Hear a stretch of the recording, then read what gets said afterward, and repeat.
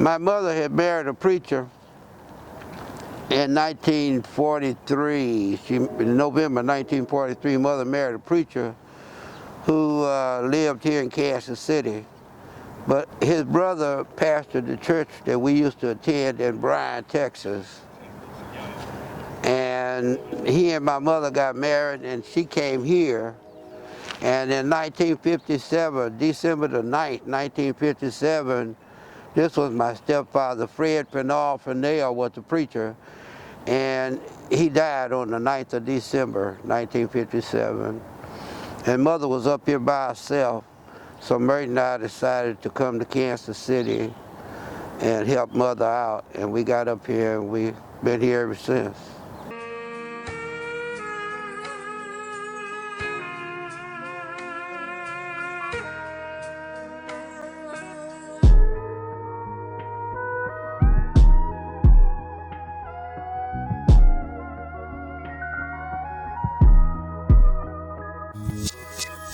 My name is Myrtle L. Johnson. My maiden name is Garrett. I'm from Campton, Louisiana. My birth date is 6/27/37. Harrel L. Johnson, Harold Lee Johnson, Myrtle Lee Johnson, born in Leon County, Texas on March the 21st, 1935.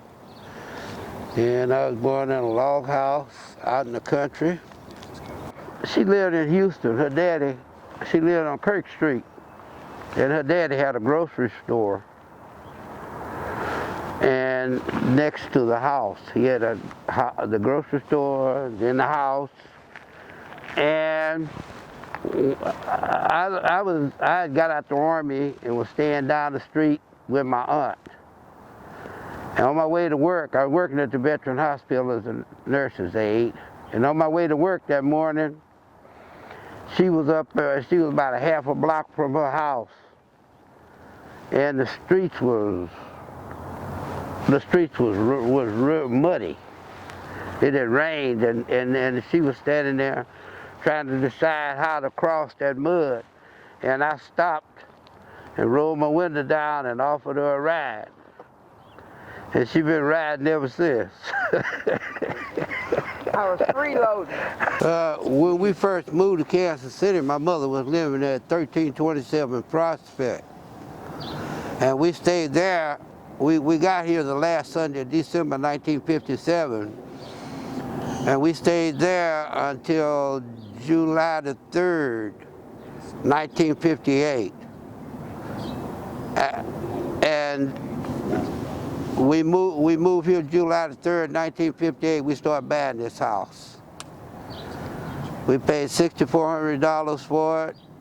Our rent was $46.20 a month. That's what our monthly payments were at that time. The payments was what, $46? $46.20 a month was our monthly payments.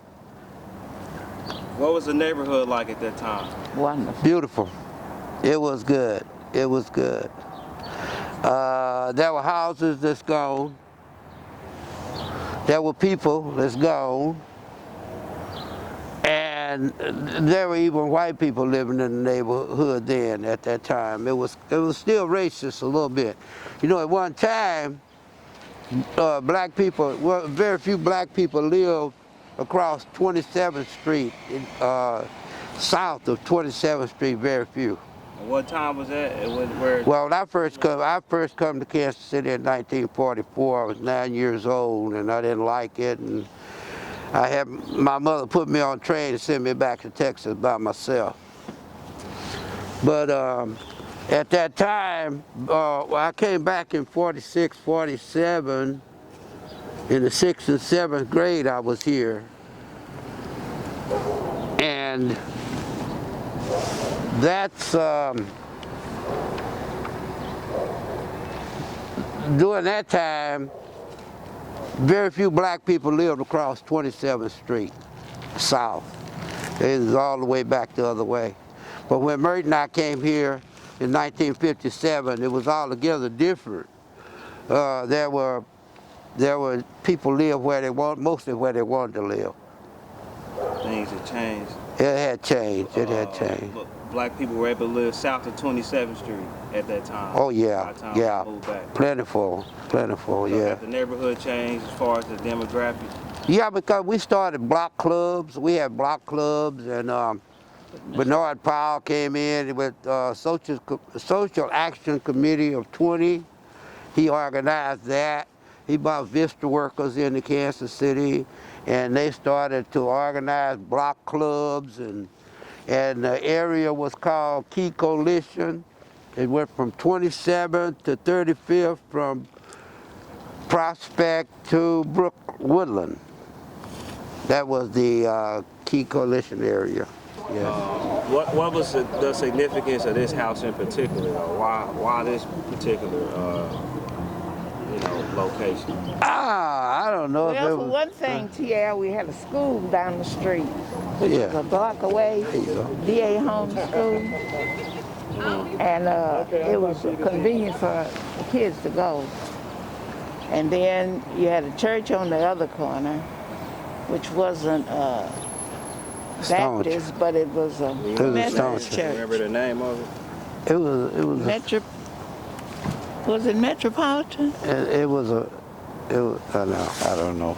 I don't remember the It name of may it. have been Metropolitan. Oh, that's fine. And they was building on it, and they was improving because it used to didn't look like that. So what were you all doing when you moved here? What was the occupation, and how were you, the sources of income? How were you maintain? Murray was unemployed when we first moved here, but I worked at the Veteran Hospital, and when we got, excuse me, when we got to Kansas City at 4 o'clock, the last Sunday of December 1957, hey, we had $20.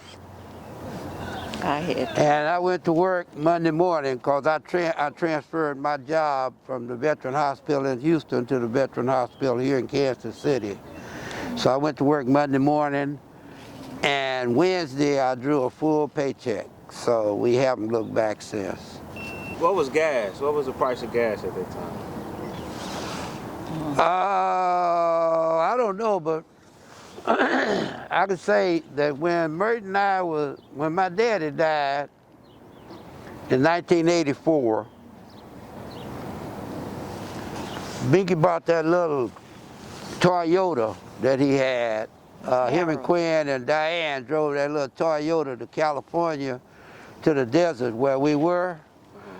And we kept that car for, we kept it for the time we was out there.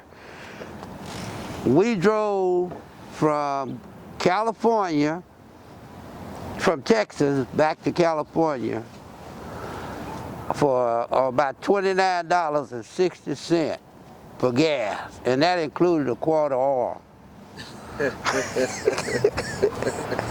No recreation facility in the area. Now, you go down to Wayne Minor, they had a gymnasium at Wayne Minor, down there on 11th and Euclid. Okay. Yeah, 11th and Euclid.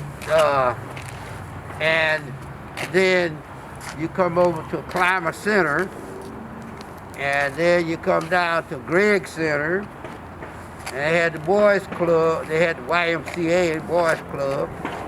We gave Puckett a birthday party down there. How far are those places from this neighborhood? 19th and Paseo, 18th, 19th and Paseo, 12th, 11th and Euclid, and then the other recreation center would have been the boys club at 43rd Street. So now you ain't got no recreation facility in this area for kids. And that was one of my